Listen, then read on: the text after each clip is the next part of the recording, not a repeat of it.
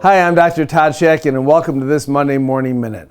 Today I want to speak to you about the importance of using surgical guide stents and proper preoperative planning for your mini implant cases.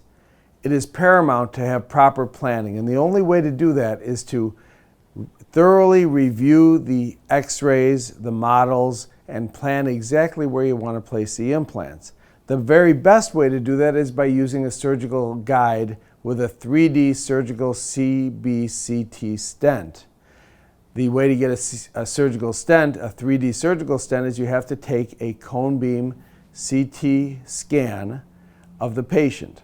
If you don't have a cone beam in your office, you can either send the patient out to get one, have a mobile CT company come to your office or to the patient's home to take one, or you can purchase a cone beam CT for your office. Of course, Shatkin First sells, I feel, the very, very best of cone beam CTs, the Papaya 3D machine, which I use every day, dozens of times a day.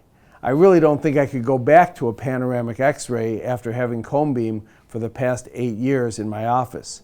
It is just phenomenal the amount of information you get from a good quality CBCT scan. So if you take that CBCT scan and you send it in to Shatkin First, we will then take your models, your cone beam scan, and merge those together to make a digital model and be able to place the implants in that digital model here in our laboratory.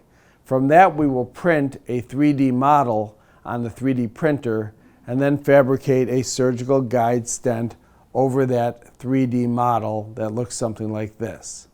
And we can do it from anywhere from one tooth to a whole arch of teeth to for an upper denture stabilization or a lower denture stabilization or a roundhouse bridge. And by doing that, we're also able to fabricate a restoration that would go on the patient's mouth on top of the implants in a precise pre-planned position, whether it's a single tooth, multiple teeth, a denture, or a bridge. And in rare cases, we might even do a roundhouse bridge in one visit using a surgical guide stent with 10 to 12 implants. But usually, we make a temporary bridge to place at that time so that you can put the implants in, take your final impression, and then make your final bridge. These are all the reasons why you should use a surgical guide when placing mini implants. But most importantly, medical legally, you've got a pre-planning done with a surgical guide stent. If you ever run into any issues at all, you've gone through the proper process and due diligence to treat that patient.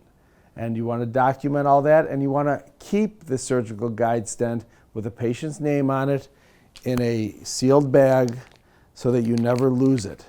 And you keep it as part of the patient's models and records, at least for the minimal amount of time that your state requires you to keep records. In New York State, it's 7 years.